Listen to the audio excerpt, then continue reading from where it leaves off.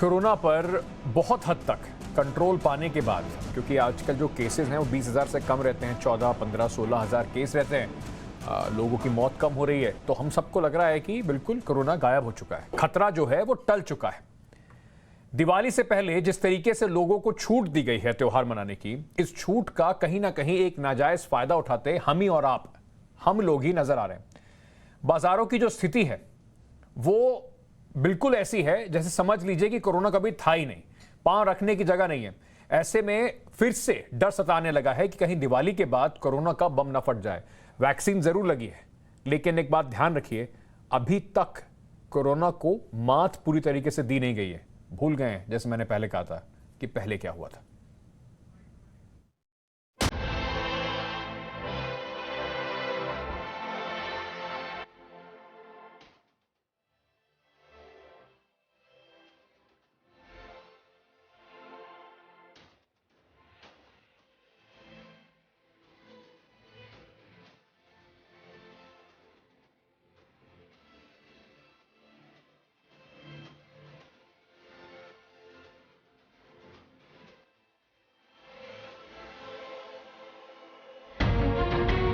इस festive season में बाजार में रौनक लौट आई है।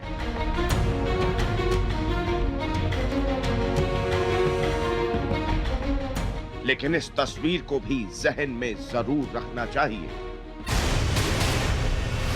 परिवार के लिए त्योहार में शॉपिंग जरूर करनी चाहिए,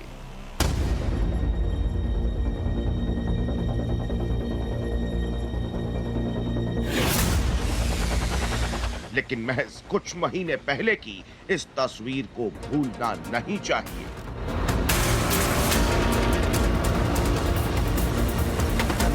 हम आपको डरा नहीं रहे, बस आगाह कर रहे हैं।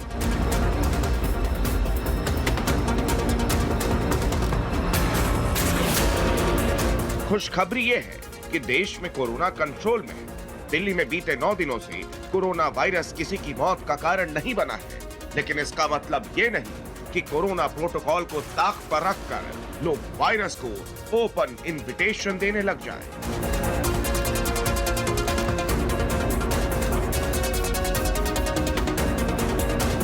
भाई साहब मास्क कहाँ है आपका? हाँ जी, मेरा ना सर जी। भाई साहब अभी मैंने आपको टोका, फिर बगैर मास्क के घूम रहे हैं। अरे सॉरी। कहाँ है मास्क आपका? मास्क इसको लगा दे। मास्क घर में रह गया हमारा, जल्द मास्क है रहा सर, मास्क लगाए?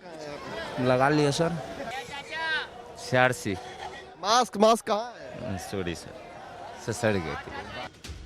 ये हम नहीं कह रहे हैं, बोल रही हैं ये तस्वीरें।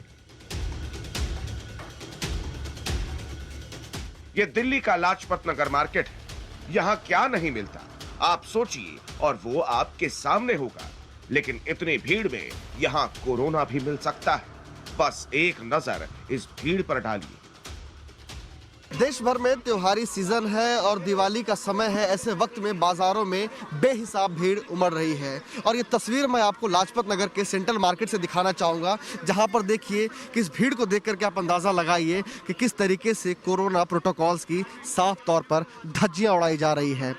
DDMA ने जो है वो आदेश जारी किया था कि दिल्ली में जो मार्केट्स हैं उसे खोले जाएं, लेकिन साथ ही साथ DDMA ने ये सख्त हिदायत देते हुए कहा था कि कोरोना के जो भी प्रोटोकॉल्स हैं उसे बिल्कुल सख्त तरीके से उसे पालन किया जाए। लेकिन अब देखिए इस जगह की तस्वीर को देख करके, जो दीपावली के समय बेहिसाब भीड़ उमड़ रही है, इस तस्वीर को देख करके आप अंदाज़ा लगा सकते हैं कि कोरोना प्रोटोकॉल्स हैं उसकी बात करना कितनी बेमानी है। आप साफ तौर पर तस्वीरों को देखिए। अभी जो तस्वीर जो ये आप देख रहे हैं, इसका अंदाज़ा लगा कि यहाँ पे किस तरीके से सोशल डिस्टेंसिंग की धज्जियां उड़ाई जा रही है। लोगों के चेहरे पे मास्क नहीं है, कुछ के मास्क हैं तो वो मास्क सिर्फ इसलिए हैं ताकि जो है उनके औपचारिक तौर पर जो है वो पुलिस की चालान से बच सकें। लेकिन कोरोना को लेकर के इनके मन में कोई भय नहीं है, कोई दहशत नहीं है। जिस तरीके से दूसरी लहर ने देश के भीतर इतनी भयानक स्थिति ला करके रख दी थी कि लोगों के अंदर डर और दहशत का माहौल था, लेकिन शायद उस तस्वीर जो थी हमारी दूसरी लहर के हम लोगों के बीच में, शायद लोग उसको भूल चुके हैं, क्योंकि ये तस्वीर उस बात की गवाही दे रहा है कि इनके जहन में न तो दूसरी लहर का डर है, ना ही दूसरी लहर के वक्त में इतनी भयावह स्थिति जो मची थी उसको लेकर के कोई खौफ है। भीड़ तो भीड़, लोगों के चेहरे पर मास्क भी दिखाई नहीं दे रहा। कुछ लोगों ने तो कैमरा देखकर मास्क ऊपर कर भी लिया, लेकिन कुछ लोग टोकने के बावजूद मास्क पहन ही नहीं रहे।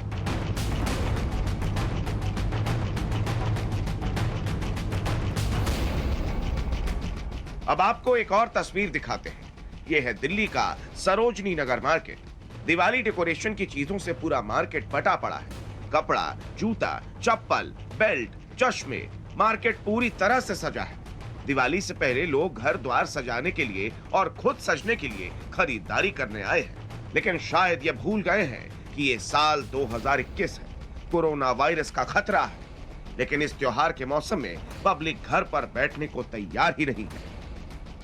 कोरोना प्रोटोकॉल को जमीन पर लागू कराने के सरकार के सारे वादों की खिल्ली उड़ाता हुआ ये सरोजनी नगर मार्केट है, जहां आप देख सकते हैं भीड़ किस तरह से आती जा रही है। और ये सरोजनी मार्केट त्योहारों का सीज़न है, दिवाली की शॉपिंग चल रही है, मगर आप गौर करें कि किस तरह से भीड़ है इन पतली गलियों में, इन पतले बाज़ारों में। तो आप देख सकते हैं कि किसी तरह का कोई मैनेजमेंट यहाँ पे सरकार की तरफ से या फिर प्रशासन की तरफ से किसी तरह का कोई मैनेजमेंट नहीं है, कोई डिप्लॉयमेंट हमें नहीं दिख रहा। और अगर आपको हमारे कैमरामैन अनिल अरोड़ा ये पीछे की तस्वीरें दिखा सकें तो आपको दिखेगा कि किस तरह से एक के ऊपर एक चढ़ के लोग यहाँ आ रहे हैं। और ये तब है जब कई जानकार, कई एक्सपर्ट्स, उनका ये कहना है कि कोरोना से बचाव के लिए सोशल डिस्टेंसिंग की खास ध्यान रखने की ज़रूरत है। मगर जिस तरह के वादे किए गए, जिस तरह से बातें बताई गई कि सरकार इन सारी चीज़ों का पालन करेगी, क्योंकि बाज़ारों का चलना भी ज़रूरी है, आवश्यक है, और उसको चलने के लिए सरकार सब चीज़ों का फॉलो करवाएगी। मगर जो विजुअल्स हमें यहाँ पे दिख रहे हैं, जिस तरह की तस्वीरें आपको दिखा रहे हैं, ये आपको मकसद हमारा डराना नहीं है, मगर मकसद हमारा उन अधिकारियों को, उन सरकार के लोगों को ये बात बताना है कि जिस तरह से आपने वादे किए थे दिल्ली वालों के लिए। एक बार फिर हम कहते हैं कि हमारा मकसद आपको डराना नहीं है, बल्कि आपको आगाह करना है, क्योंकि कोरोना अभी भी गया नहीं है। वायरस को ऐसे ही वक्त की तलाश होती है जब वो आसानी से अटैक कर सके। लेकिन हमें इस त्योहार के सीजन में ख्याल रखना है। शॉपिंग करें, लेकिन घर का सिर्फ एक ही शख्स बाहर जाए। बार बार सपरिवार बाहर निकलना वायरस को न्योता देने के बराबर है। हमारा बस यही कहना है कि त्योहार के सीजन में स्वस्थ रहें, सतर्क रहें, परिवार को सुरक्षित रखें। प्रेरित कुमार के साथ प्रशांत कुमार, दिल्ली, टाइम्स नाउ, नव भारत। दिक्कत यह है कि जब तक हम डरते नहीं है ना, तब तक हम कुछ मानते नहीं। तो डर जाइए, मतलब सचेत रहिए, पर डर जाइए, क्योंकि ऐसा नहीं कोरोना खत्म हो गया। अभी भी केरला में बहुत सारे केसेस आ रहे हैं, और फिर एक एक करके आपको बताऊंगा कि कुछ नंबर भी दिखाऊंगा कि कैसे त्योहारों के बाद लोग परेशान हुए हैं कोरोना से। ये तो आपने दिल्ली की तस्वीरें देखी, अब आपको एक और तस्वीर दिखाते हैं कई और राज्यों की, जहां पर ऐसा नहीं है कि सिर्फ दिल्ली के अंदर ही सारा दिल्ली शॉपिंग के लिए उमड़ पड़ा है। गुजरात की बात हो तो गुजरात में भी यही हाल है। कई जगह पर लोग बिल्कुल बाहर निकल के सिर्फ यही कर रहे हैं इस समय फिलहाल, खरीदारी, और साथ में एक आमंत्रण कार्ड लेके चल रहे हैं, आओ कोरोना आ जाओ। दीपावली का महापर्व, और दीपावली महापर्व को लेकर अहमदाबाद का जो सबसे सस्ता बाजार कहा जाता है, जिसे लाल दरवाजा, 3 दरवाजा के नाम से जो बाजार प्रचलित है, इस बाजार के अंदर टाइम्स नेटवर्क की टीम मौजूद है। और आप देख सकते हैं यहाँ पर जो अहमदाबाद के नागरिकों के साथ गुजरात के अलग अलग जिलों से लोग जो हैं यहाँ पर दीपावली की खरीदी करने आते हैं। कि ये भीड़ और जिस तरह से ये बिना मास्क के में घूमते हुए लोग ये इस बाजार के माध्यम से खुलेआम कोरोना को आमंत्रण दे रहे हैं। क्या खरीदने आए हैं? हम कपड़े खरीदने आए हैं भाई। मास्क क्यों नहीं पहना आपने? नहीं पहनना ना, कोरोना नहीं है। मास्क घर भूल गए। तो कोरोना का डर नहीं लगता? नहीं लगता, मास्क नहीं पहना। क्यों? कोरोना चला गया क्या? है कोरोना चला गया क्या बहन? नहीं, हम बाहर गांव से हैं इसलिए। डर नहीं लगता मास्क? तो आप मास्क क्यों नहीं पहनते? आपके बच्चे को भी मास्क नहीं पहना है? मास्क अभी तो क्या है, इंडिया में 1 करोड़ से 100 करोड़ से ज्यादा ने वैक्सीन ले लिया है। अच्छा, इसलिए 2 डोज ले लिए हैं, इसलिए सेफ जोन में है। अच्छा, सेफ जोन में है। वैक्सीन आपको सुरक्षित रखने की एक मुहिम भर है, गारंटी नहीं है। ऐसा नहीं है कि वैक्सीन लगा लिया उसके बाद अब हम कोरोना से मुंह में मुंह डाल के बातें करनी शुरू कर देंगे और कुछ होगा नहीं। ऐसा एक्सपेरिमेंट मत कीजिए, आपकी सेहत के लिए बहुत दुखदाई होगा। अब बिहार ले चलता हूं। राजधानी पटना के हाल अगर आप देखेंगे तो सर पकड़ लेंगे। दिवाली को लेकर पटना में बाजार पूरी तरह से सज चुका है। आप देखिए किस तरह से सड़क किनारे जो दुकानें हैं वो सज गई है, क्योंकि धनतेरस है, उसके बाद दिवाली है। कुछ लोग देखिए यहाँ पर हैं, खरीदारी कर रहे हैं, लेकिन मास्क नहीं। हम एक बार बात करते हैं, मास्क क्यों नहीं लगाया है? अभी जस्ट हम लोग आए ही हैं, हमारा ही दुकान है यहाँ पे। फिर भी आपका दुकान है, मास्क तो लगाना चाहिए ना भीड़ भाड़ में। ठीक है, लगा लेते हैं, लगा लेते हैं। आप सामान खरीदना है सर दुकान में सुनिए ना, मास्क क्यों नहीं लगाते हैं? रखे हैं बैग में यहाँ पर। तो लगाइएगा ना, अभी तो कोविड का टाइम है। जी लगाएंगे। आप ये बताइए, हेलो, कहाँ से यहीं खरीदारी करने हैं? हाँ, मास्क कहाँ गया आपका? मास्क है अंकल, एक्चुअली गिर गया तो इसलिए मैंने उतार दिया। आपका मास्क कहाँ है? हाँ? कहाँ है? लगाना चाहिए कि नहीं लगाना चाहिए? लगाना तो चाहिए। तो क्यों नहीं लगाए फिर? भूल गया। अभी भीड़ भाड़ में तो और जरूरी है। आप भूल सकते हैं, कोरोना नहीं भूलेगा। देख लिया आपने पटना में क्या हाल है। अब आपको लिए चलते हैं सीधे जोधपुर, वहां देखिए क्या हाल चाल है।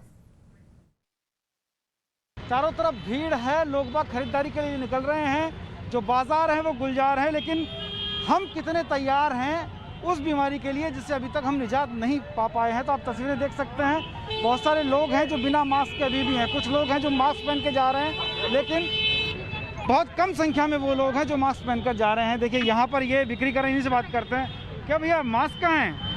मास्क घर पे भूल गए सर। तो ऐसा नहीं लग रहा हम कोरोना को फिर से निमंत्रण दे रहे हैं? डर तो लग रहे हैं। माता जी मास्क कहाँ है अपना? मास्क अभी गया जमाना मास्क का। ये देखिए अभी कोरोना गया नहीं है। अभी गया नहीं है? अभी नहीं गया है। अच्छा ठीक है। मास्क कहाँ है भैया? मास्क लगा जेब में। जेब में रखने का थोड़ी ना मास्क। खुश भी हो रहे हैं कि मास्क नहीं है। चलिए आपको कुछ आंकड़े दिखाता हूँ। जो लोग मास्क नहीं पहनते उनको लग रहा है कोरोना खत्म हो गया, उनके लिए कुछ आंकड़े लेकर आया हूँ। थोड़ा समझ जाएं, संभल जाएं कि ऐसा अभी पूरा खतरा टला नहीं है। सबसे पहले आपको बताते हैं कि किस तरीके से पिछली दिवाली के बाद कोरोना के केस देश भर में तेजी से बढ़े थे। मैं 17 नवंबर 2020 की बात कर रहा हूं, जहां तब 29,000 से ज्यादा जो केस थे। 14 नवंबर को दिवाली थी, 17 नवंबर को आप ये देखिए केस 29,164। मौतें देख लीजिए करीब 450। 32% की जो तेजी आई थी नवंबर में दिवाली के बाद। अब आप देख लीजिए 18 तारीख को केस जो थे वो 38,000 से ऊपर, 474 मौतें, 30% की तेजी आई कोरोना के टाइम पर। अब कई सारे लोग कहेंगे कि अरे पिछली बार इतनी वैक्सीन नहीं थी, इस बार वैक्सीन काफी आ गई है। लेकिन भैया वैक्सीन आ गई है, लेकिन काफी सारे लोग अभी फर्स्ट डोज पर ही हैं। 78% लोगों को अभी पहली डोज लगी है, बच्चों को अभी तक लगी नहीं है। तो क्यों खामखामे ऐसी बीमारी को दोबारा न्योता देना। अब आप ये देख लीजिए, ये बकरीद के बाद कोरोना का किस तरीके से अटैक हुआ। दिवाली के बाद आपने देखा, अब बकरीद में बताते हैं आपको। 18, 19 और 20 को लॉकडाउन में छूट दी गई थी। 19 जुलाई को देखिए ये करीब 10,000 केस आए, 58 मौतें हुई। 20 जुलाई को 16,000 से ऊपर पहुंच गए, 104 मौतें हुई। 21 जुलाई को 17,481, 105 मौतें हुई। 22 जुलाई को 12,818, 122 मौतें हुई। और 24 जुलाई को 36,049 और 230 मौतें हुई। तो तेज गति से आपने देखा बकरीद के बाद भी किस तरीके से बढ़े। इनफैक्ट वहां पर केरला में तो बहुत तेज गति से हमने देखा कि किस तरीके से जब ईद की छूट दी गई उसके बाद केसेस बढ़े। अब आपको बताते हैं त्योहारों के बाद कैसे बढ़ा कोरोना। पश्चिम बंगाल की आप बात देख लीजिए, दुर्गा पूजा की बात हो रही है इसमें। 15 अक्टूबर को 541 केस थे, डेली एवरेज था 666 केसों का। अब उसके बाद पश्चिम बंगाल में दुर्गा पूजा के बाद 29 अक्टूबर को 982 केस, डेली एवरेज पहुंच गया 890 पे। पश्चिम बंगाल में 125% की तेजी देखी गई दुर्गा पूजा के बाद, जिस तरीके से वहां पर जो केस थे वो नोट किए गए। अब आपको थोड़ा होली के बारे में बताता हूं, पिछले चलता हूं आपको, होली के बारे में बताते हैं। 29 मार्च थी, उस वक्त देश में 5,40,720 केस थे। ये पिछली बार की होली की बता रहा हूं जब बिल्कुल कोरोना पीक पर चल रहा था। तारीख 13 अप्रैल देख लीजिए, होली में 5 लाख के आसपास थे। उसके बाद देख लीजिए 13 अप्रैल में 13,65,704 केस। 15 दिनों के अंदर 152% जो कोरोना है वो इस देश में तेज गति से बढ़ा था। अब क्यों हम चाहते हैं कि यही चीज दोबारा हो, दूसरी लहर आपके ऊपर आए, तीसरी लहर आपके ऊपर आए। 23 अगस्त को ओणम की बात कर लेते हैं। ओणम के बाद जो 23 अगस्त को ओणम था, 17,106 केस थे केरला में। अब आप ये देख लीजिए, 24 अगस्त 24,296, 25 अगस्त 31,445। क्यों भाई, क्यों चाह रहे हैं कि ऐसा एक बार मैं फिर यहां पर खड़ा होके फिर से यही बताऊं कि देखिए दिवाली से पहले हम 14-15 हज़ार पे थे, अब हम फिर से 1,40,000 पे हो गए हैं, फिर से हम एक दूसरे को फोन करेंगे, बेड दिलवा दो, ऑक्सीजन दिलवा दो। डॉक्टर संजीव बघेल जुड़ रहे हैं मेरे साथ अभी, पूछने से थोड़ी सी जानकारी लेना चाहता हूं, आप लोगों के लिए ज़रूरी जानकारी है। डॉक्टर बघेल बहुत बहुत शुक्रिया हमसे जुड़ने के लिए। सर, लोग सब शायद दिमाग में ये लग रहा है कि वो जो हमने अभी थोड़े दिन पहले माइलस्टोन करके बताया कि देखिए कितनी वैक्सीन लग गई है, तो उनको लग रहा है कि बस कोरोना गया, निकलो आराम से, पुराने जैसा माहौल है। Good evening. ये सबसे महत्वपूर्ण पार्ट है हमारी ये जो फाइट है कोविड के खिलाफ। अब जो त्योहार का टाइम आएगा, दिवाली का टाइम आएगा और बाकी जो फेस्टिवल्स आएंगे अगले 1-2 महीने में, ये बहुत बहुत जरूरी है कि हम सोशल डिस्टेंसिंग रखें और मास्क ना भूलें। जो दुनिया की सबसे लंबी और सबसे बड़ी रिपोर्ट टेस्ट एनालिसिस जो पब्लिश हुई है, रिसर्च पब्लिश हुई है, उसमें ये कहा गया है कि अगर आप सोशल डिस्टेंसिंग कम से कम 8 और 10 फीट रखें तो ये कोविड का जो रिस्क है 95% कम हो जाता है। अगर आप मास्क पहने 93% रिस्क कम रहता है। अभी फिलहाल पूरे इंडिया में फुल्ली इम्यूनाइज्ड पेशेंट्स 50% से काफी कम हैं, इसलिए ये बहुत जरूरी है कि हम मास्क पहने, सोशल डिस्टेंसिंग रखें और जो भी हम मिले उनको हम कहें कि मास्क पहनिए। अगर हमने मास्क नहीं पहना तो इसका रिस्क बहुत ज्यादा है। जी डॉक्टर बघेल, मैं आपसे ये भी जानना चाहता हूँ कि कुछ केसेस हमने देखे जो डॉक्टर्स जिनको डबल डोज भी लगा था, उसके बाद कुछ लोगों को दोबारा से कोरोना हो गया, उसकी जो मार थी वो उतनी क्षमता इतनी नहीं थी जितना अनवैक्सीनेटेड लोगों को था। तो ऐसा नहीं है कि वैक्सीन अगर आपने लगा लिया तो आपको एक ब्लैंकेट पॉलिसी मिल गया मास्क के बिना बाजार में घूमने का। जी, जो वैक्सीन का जो मकसद है, कोई भी वैक्सीन दुनिया भर में पिछले 100 साल से देखा गया है 100% प्रोटेक्टिव नहीं है, वो संभव है ही नहीं। ये जो वैक्सीन है हमें बहुत अच्छी मोर देन 90-92% प्रोटेक्शन दे रही है। वैक्सीन का ये मतलब है कि हम severe disease, critical disease, ICU admissions और डेथ को प्रिवेंट करें। वैक्सीन लेने के बावजूद भी, दोनों वैक्सीन लेने के बावजूद भी हम कैरियर हो सकते हैं इस बीमारी के। ये जो कैरियर स्टेट होता है ज्यादातर नोज से एंटर करता है, बट फिलहाल जो हमने इंडिया में देखा है खाली 0.2% ब्रेक थ्रू इन्फेक्शन पाया गया है। अगर आप दोनों वैक्सीन लेंगे तो आपका रिस्क काफी हद तक निल हो जाता है या बहुत कम हो जाता है, डेथ प्रिवेंट होती है। पर इंपॉर्टेंट है वैक्सीन लेने के बाद भी हमने मास्क जरूर पहनना है। डॉक्टर बघेल, तीसरी लहर के ऊपर बड़ी बातें हुई, कई बार बड़े सारे मॉडल प्रोजेक्शंस आए। उन्होंने ये भी कहा कि नवंबर दिसंबर में एक बार फिर से हो सकता है, सर्दियों में वैसे ही पोल्यूशन इतना ज्यादा है। ये सब एक डेडली कॉकटेल बनाता है। सर, आप क्या कहना चाहेंगे उन लोगों को जो इस समय बिल्कुल बेधड़क मार्केट में निकल गए? मेरा ये कहना है कि आपने आइडेंटिफाई करना है कि रिस्क फैक्टर्स क्या है। अगर आप बहुत नजदीक डिस्टेंस में रहें आपका रिस्क ज्यादा है। अगर आप मास्क ना पहने और दूसरे आदमी भी मास्क ना पहने तो आपका कॉन्टैक्ट रिस्क ऑलमोस्ट 99% रिस्क रहता है आपको कोविड कैच करने का। हमें पता है कि ये एयरबॉर्न डिजीज है, 60 फीट तक ये जा सकती है। कोल्ड वेदर में या पोल्यूशन में ये ज्यादा देर सस्पेंड रहता है एनवायरनमेंट में, वातावरण में। ह्यूमिडिटी के कारण ज्यादा ट्रैवल करता है। मेरी ये खाली सब सिटीजन से दरख्वास्त है, रिक्वेस्ट है कि आप मास्क पहनिए। अगर जरूरी नहीं है तो क्राउडेड मार्केट एरियाज में मत जाइए, दोनों वैक्सीन लगवाइए एंड हर आदमी अपनी जिम्मेदारी निभाए, क्योंकि ये इंडिया की फाइट है, एक इंडिविजुअल आदमी की फाइट नहीं है। सर, मैं रिक्वेस्ट करता हूं आपसे हमारे साथ जुड़े रहिए, क्योंकि सिर्फ कोरोना का खतरा नहीं है, दो और चीजें हैं जो लोगों को बड़ी परेशान कर रही हैं, उस पर भी आपका एक रिएक्शन जरूर चाहूंगा। त्योहारों के मौसम में लोगों को जो लापरवाही है उसकी कीमत चुकानी पड़ सकती है। इसी बीच डेंगू का जो प्रकोप है वो भी बढ़ता जा रहा है। अभी लगातार डेंगू मरीजों की संख्या जो है वो बढ़ रही है। देश के कई राज्यों में डेंगू के केस बढ़ते दिखाई दे रहे हैं। इनमें से पिछले कुछ दिनों में दिल्ली और उत्तर प्रदेश में खासतौर पर हालात हम आपको लगातार दिखाई रहे थे। आज हम चलते हैं जयपुर और दिखाते हैं आपको कि वहां डेंगू के हालात किस तरीके से बिगड़ रहे हैं।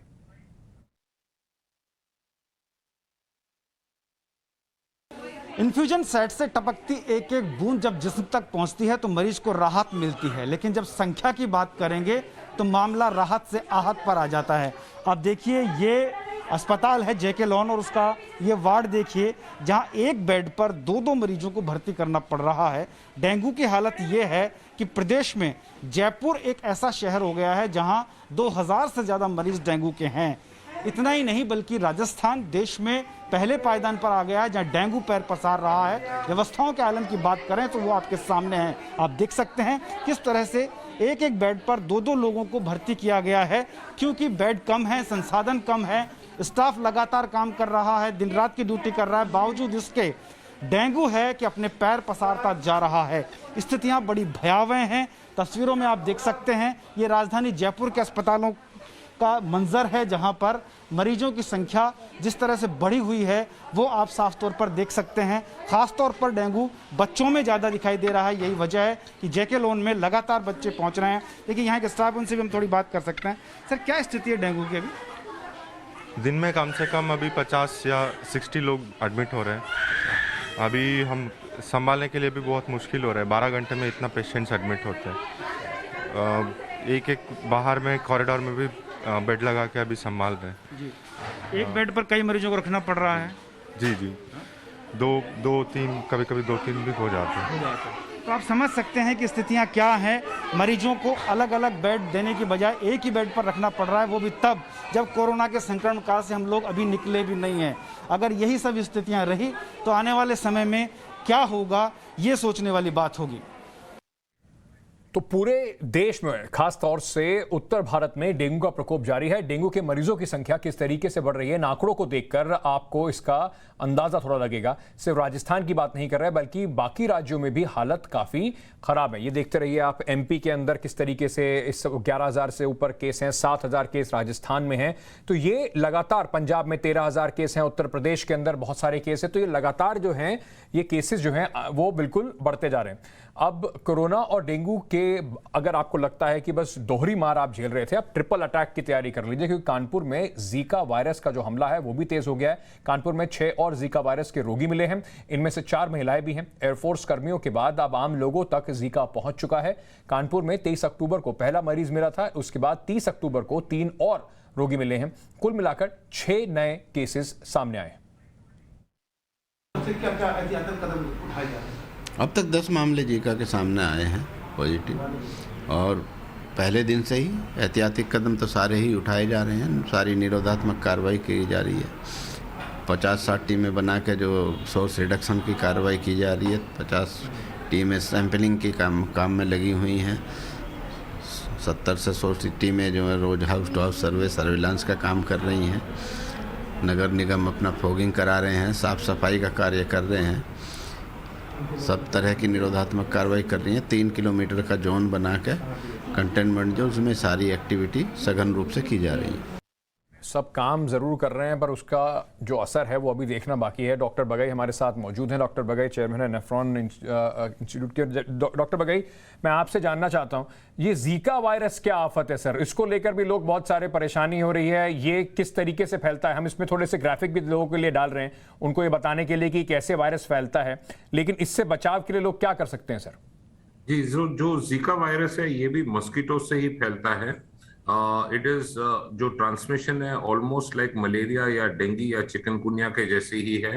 इसमें खाली एक ट्रांजिट होस्ट आता है, या पिग्स या कोई और एनिमल या बर्ड्स। तो जो एक्सपोज पार्ट्स ऑफ बॉडी हैं जैसे हाथ या आपके टांगे, उनको कवर करना चाहिए।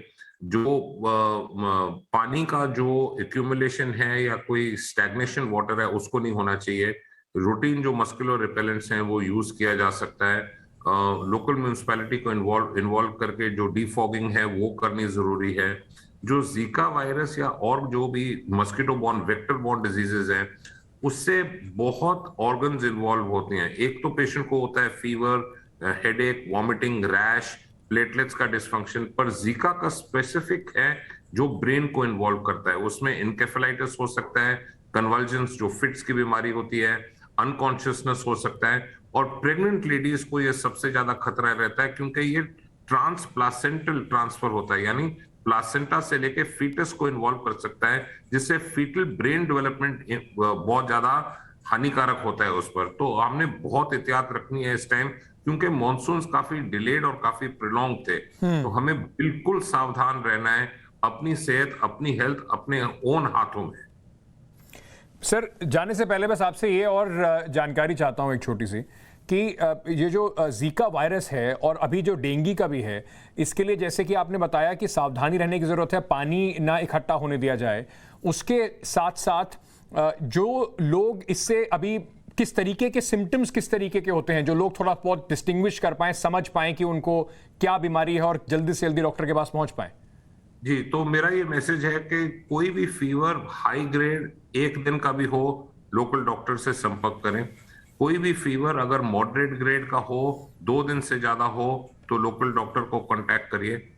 इसका जो क्लासिकल सिम्टम्स है, हाई ग्रेड फीवर मतलब 101 और 104 के बीच में, शिवरिंग, बॉडी एक, आईज के पीछे जो आंखों के पीछे जो पेन होती है, हेडेक, 4-5 दिन के बाद रैश आना, हीमोग्लोबिन गिरना, ब्लड काउंट्स गिरने, प्लेटलेट कम होना, ये सारा ये इसके फीचर्स हैं। डायरिया, लूज मोशन, वॉमिटिंग, पेट में दर्द, ये भी इसके लक्षण है। पर जीका का स्पेसिफिकली है कि ये नर्व्स को इन्वॉल्व ज्यादा करता है। तो हमने ये बहुत जरूरी है ये मैसेज देना कि self remedy, home remedies, alternative medicine घर में ना लीजिए। इसमें कोई पपीता, लौकी, करेला के कोई इसमें कोई रस में, पत्तों में कोई इसमें लाभ नहीं है। कॉम्बिनेशन एंटीबायोटिक्स मत लीजिए, कॉम्बिनेशन एंटीपायरेटिक्स जो फीवर मेडिसिन है मत लीजिए। स्पेसिफिकली एस्पिरिन, ब्रूफिन, निमोसिलाइड बहुत घातक है। अगर फीवर को कंट्रोल करना है, खाली पैरासिटामोल लेना है, फ्लूइड ज्यादा लेना है, क्योंकि ये बीमारी अपने आपके जो वैस्कुलर सिस्टम है उसको डिहाइड्रेट कर देती है। जी, एडिक्वेट फ्लूइड्स लेना है और डॉक्टर से हर दिन संपर्क करना है। बहुत बहुत शुक्रिया डॉक्टर बगाई हमसे जुड़ने के लिए। उम्मीद है कि आपकी बात बहुत सारे लोगों तक पहुंची होगी, और जिस तरीके से ये पूरा चल रहा है, 3 बीमारियों से हमें लड़ना है, तो अपनी कमर कस लीजिए। दिवाली का त्यौहार है, खुशी मनाइए, अपने परिवार के साथ मनाइए, लेकिन इस तरीके से लापरवाही के साथ ना तो खुद अपनी ज़िंदगी खतरे में डालिए, ना औरों की ज़िंदगी को खतरा बनिए। वक्त हो चुका है 10 है बड़ी हेडलाइंस का, उसके बारे में बात करते हैं, फिर एक महंगाई की क्लास लगाएंगे मंत्री जी की। बात करते हैं महंगाई की, जिसको लगातार लोकतंत्र में हम उठा रहे हैं। हम तो भैया बड़पली रोज़ बचाएंगे सरकार को इस उम्मीद में कि वो जाग जाए, नहीं जागेगी तो तब तक आपकी आवाज़ हम ज़रूर उठाते रहेंगे। अब कभी ना कभी तो इसी उम्मीद में कि सरकार के कानों में भी जू नहीं गई। पिछले कुछ दिनों में हम लगातार आपको दिखा रहे हैं कि महंगाई की कहानी किस तरीके से ऊपर की तरफ ही जाती दिखाई पड़ रही है। एक तो हर दिन सब कुछ महंगा हो रहा है, दूसरी तरफ नेताओं के जो बयान आ रहे हैं वो समझ लीजिए कि मेरे और आपके जख्मों पर नमक छिड़क रहे हैं, हमारा बिल्कुल मखौल उड़ा रहे हैं। महंगाई पर अब मध्य प्रदेश के, भारतीय जनता पार्टी की सरकार है यहां पर, मध्य प्रदेश के ग्रामीण विकास मंत्री की जो बयान है उसको जरा सुन लीजिए, फिर उसके बाद आपको समझ में आएगा कि कैसे मंत्री जी बिल्कुल जमीनी स्थिति से कोसों दूर है। कह रहे हैं कि सैलरी बढ़ी है तो महंगाई तो बढ़ेगी। अब सैलरी किस दर पे बढ़ती है, महंगाई किस दर पे खड़ी हुई है, और आपको बैंक से मिलता क्या है सेविंग में, इसका दर्द मंत्री जी को कौन समझाए। आम आदमी की जो आमदनी है वो नहीं बढ़ी इन वर्षों में। अगर आमदनी बढ़ी है वो हमको स्वीकार है, तो थोड़ी बहुत महंगाई भी स्वीकार करना चाहिए। महंगाई पर यह सबसे नया ज्ञान है, बिल्कुल नया। पेट्रोल डीजल की कीमतों की रफ्तार बहुत तेज है, और उससे भी तेज है मंत्री जी का इकोनॉमिक कैलकुलेशन। इस पर एक बार वाह वाह करिए, फिर आह आह कीजिए, क्योंकि इसके अलावा हम और आप कुछ कर भी नहीं सकते। मंत्री जी का महंगाई ज्ञान पुनः प्राप्त कीजिए। हर चीज तो फ्री में सरकार दे नहीं सकती, क्योंकि सरकार का रेवेन्यू कलेक्शन भी इसी से होता है। हमारी जितनी भी योजनाएं चल रही डेवलपमेंट की और अन्य योजनाएं, वो सारा इसी से चलता है। पेट्रोल और डीजल के साथ ही सब्जियों की कीमतों में आग लगी है। किराना का सामान महंगा हो गया है, लेकिन महंगाई पर नए नए तर्क देने वाले मंत्रियों की तादाद बढ़ती जा रही है। इस बार मध्य प्रदेश के मंत्री जी महंगाई मंत्र दे रहे हैं। सैलरी और महंगाई पर उन्होंने नया शोध किया है। मंत्री जी की यही है सफाई, स्वीकार करो ये महंगाई। आप ये नहीं कह सकते कि नहीं, 10 साल पहले मुझे 6,000 रुपए तनख्वाह मिलती थी, आज मुझे 50,000 रुपए तनख्वाह मिल रही है, मगर पेट्रोल डीजल का भाव वही होना चाहिए 10 साल पहले था। This is not possible at all. नेता, मंत्री और उनके संतरी महंगाई पर अपनी तरफ से लगातार बयान दे रहे हैं। जहां मौका मिलता है वहां महंगाई को परिभाषित कर रहे हैं। ये सिर्फ किसी एक राज्य के मंत्री की बातें नहीं है, लेकिन उनके बयानों और उसकी सच्चाई में फर्क बहुत ज्यादा है। 2019 में महंगाई दर 3.72% थी। 2020 में वही बढ़कर 6.62% हो गई, जबकि जुलाई 2021 में 5.59% है। जबकि सैलरी 2014 में 10.5%, 2020 में 9%, जबकि 2021 में 6.4% बढ़ी है। महेंद्र सिंह सिसोदिया मध्य प्रदेश के पंचायत एवं ग्रामीण विकास मंत्री हैं। हर दिन सैकड़ों लोगों से वो मिलते होंगे, बात करते होंगे, लेकिन इस बार उन्होंने जो तुलना की है उसमें वो फंस गए हैं। पिछले 38 दिन में डीजल के 30 बार दाम बढ़े हैं। पिछले 34 दिन में पेट्रोल के 27 बार दाम बढ़े हैं। नेताओं के साथ कई बार सियासी मजबूरी होती है। हो सकता है महेंद्र सिंह सिसोदिया के साथ भी कोई मजबूरी हो। अब विपक्ष ने इस जरूरी मुद्दे को हवा दे दी है।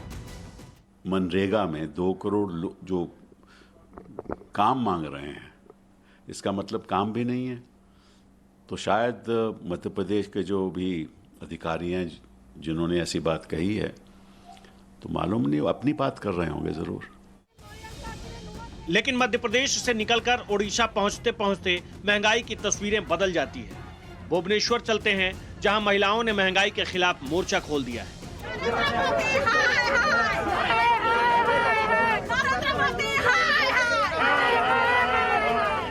पर अफसोस कि जनता के इस दर्द की दवा किसी को नहीं मिल रही है। मिलेगी भी या नहीं, ये कहना मुश्किल है, क्योंकि सरकार के कानों तक ये आक्रोश, ये रोष पहुंच ही नहीं रहा है। Bureau report, times now, Navbharat. पर मुझे सच में नहीं लगता कि सरकार तक ये पहुंच नहीं रहा है। पहुंच तो रहा है आक्रोश, तभी ये सब ऊटपटांग बयान आ रहे हैं। बस है कि शायद फर्क नहीं पड़ रहा है। एक बात दिवाली का, क्योंकि त्योहार है, 3 दिन में वाली दिवाली आने वाली, एक आपको दिखाता हूं कि पिछली दिवाली से अब की दिवाली पे आपकी जेब कितनी कट रही। पेट्रोल पिछली दिवाली पर 81 रुपए 6 पैसे का था, अब 109 रुपए 59 पैसे का पेट्रोल इस वक्त बिक रहा है। 29 रुपए ज्यादा दे रहे हैं आप एक साल के अंतराल में। अब इसके बाद बात कर लेते हैं डीजल की, और डीजल का असर सब चीजों पे पड़ता है। जो भी आप दिवाली पे खरीदेंगे उन सब चीजों पे डीजल का असर पड़ेगा। ये थोड़ा नीचे कर देता हूं, आपको देखने में थोड़ी आसानी होगी। 70 रुपए 46 पैसे का जो डीजल था वो 98 रुपए 42 पैसे का इस वक्त बिक रहा है। आपकी जेब से 29 रुपए प्रति लीटर तो सीधा सीधा डीजल ले रहा है, और इसका जो असर पड़ रहा है सब्जियों पे, दालों पर, हर चीज पर, वो एक अलग है। एलपीजी सिलेंडर की नॉन सब्सिडी वाले की बात कर लेते हैं। पिछली बार दिवाली पे ये 549 रुपए का मिल रहा था, और अब ये करीब 900 रुपए का मिल रहा है। 305 रुपए 5 पैसे आप इस वक्त इस नॉन सब्सिडी वाले सिलेंडर पर फालतू दे रहे हैं। इसके अलावा अगर आप ये देख लीजिए, इन्हीं चीजों को, सरसों का तेल है, घर में खाना बनाने के लिए चाहिए होता है ना, 160 रुपए प्रति किलो में बिक रहा था लीटर में। इस बार 210 से 265 रुपए प्रति लीटर बिक रहा है। 50 रुपए की कीमत बढ़ गई है। बताइए सस्ता क्या है। चीनी की बात कर लेते हैं। 38 रुपए प्रति किलो की चीनी इस समय 50 से 65 रुपए प्रति किलो में भी बिक रही है। 12 रुपए आप चीनी पर हर किलो पे फालतू दे रहे हैं। मोमबत्तियों का पैकेट जलाएंगे, अपने घर के बाहर लगाएंगे, कुछ रोशनी करेंगे, 40 रुपए का पैकेट था, 55 रुपए का बिक रहा है। 15 रुपए मोमबत्ती के पैकेट पे भी बढ़ गया है। दिवाली की लाइटें जो आप लेते थे पिछली बार 300 रुपए की ले रहे थे, अब 375 रुपए की प्रति झालर जो है ले रहे हैं। बड़ी मेहनत करी है मेरे प्रोड्यूसर्स ने सारा डेटा निकालने में। 75 रुपए का अब आपको इस पे भी आपकी जेब कट रही है। तो कैसे मनाइएगा दिवाली? पेट्रोल डीजल से आप किसी घर मिलने नहीं जा सकते, इतनी महंगाई हो गई है। मोमबत्ती जलाना आपके बस की नहीं रहा। झालर पे भी महंगाई बढ़ती जा रही है। शक्कर महंगा, तेल महंगा। अब हैप्पी दिवाली कहें तो कहें कैसे? अब महंगाई की इस मार के बीच में छोटे व्यापारी जो हैं वो अभी भी बेचारे उम्मीद लगाए बैठे हैं। पहले कोरोना ने उनका दम निकाला। लखनऊ से हमारे संवाददाता आदर्श सिंह ने यह रिपोर्ट भेजी है कि उम्मीद की टकटकी लगाए कि चलिए भैया कहीं ना कहीं से थोड़ी सी अपनी जेब खाली कर दीजिए, क्योंकि इन व्यापारियों का भला हो जाए। पर जनता पूछ रही है कि पैसा लाएं तो लाएं कहां से? बात अगर दिवाली के त्योहारों की हो और दीपक और दियों की बात ना हो तो शायद बात अधूरी रह जाएगी। और इसीलिए हम इस वक्त मौजूद हैं लखनऊ के बाजार में। यहाँ पर अगर आप देखें ठीक पीछे तो चौक जो है वो यहाँ पर सज गई है और चौक में मिट्टी के जो दिए हैं उससे बने हुए जो खिलौने हैं वो यहाँ पर मौजूद हैं। और यहाँ पर अगर आप देखें तो रंग बिरंगे मिट्टी के खिलौने जो है वो मौजूद हैं। दिए भी अलग अलग तरीके से बनाए गए हैं। क्या नाम है आपका? मेरा सुजीत शर्मा। सुजीत शर्मा, इस बार दिवाली में रौनक दिख रही? जी हाँ, अभी तो थोड़ी फीकी है, लेकिन धनतेरस से रौनक चालू हो जाएगी। धनतेरस से रौनक चालू हो जाएगी। इस बार कितने दिए बनाकर लाए आप? ये 5000 दिए हैं हमारे पास। 5000 दिए हैं। और भगवान लक्ष्मी गणेश भी बनवा कर लेकर आए? जी जी जी, ये देखिए लगे हुए हैं। और इस बार आशा है कि पिछली बार से अच्छी दिवाली हो। पिछली बार से अच्छी दिवाली होगी। आप खरीदने के लिए आए हुए हैं? हाँ, मैं खरीदने के लिए आया हूँ। क्या नाम है आपका? उपेंद्र। हाँ। तो क्या क्या खरीदा आपने? अभी मैं देख रहा हूँ मूर्तियाँ लेनी है घर के लिए, दिवाली के लिए। अच्छा। हाँ। लक्ष्मी गणेश? हाँ, लक्ष्मी गणेश। ये दिए भी खरीदने हैं? हाँ, दिए भी लेने। रौनक है मतलब इस बार दिवाली? हाँ ठीक है, कोई उस तरह का नहीं, बट ठीक है। तो ये तस्वीरें आप देखिए और देखिए कि यहाँ पर जो मिट्टी के दिए हैं वो अलग अलग रंग के अलग अलग तरीके से बनाए गए हैं।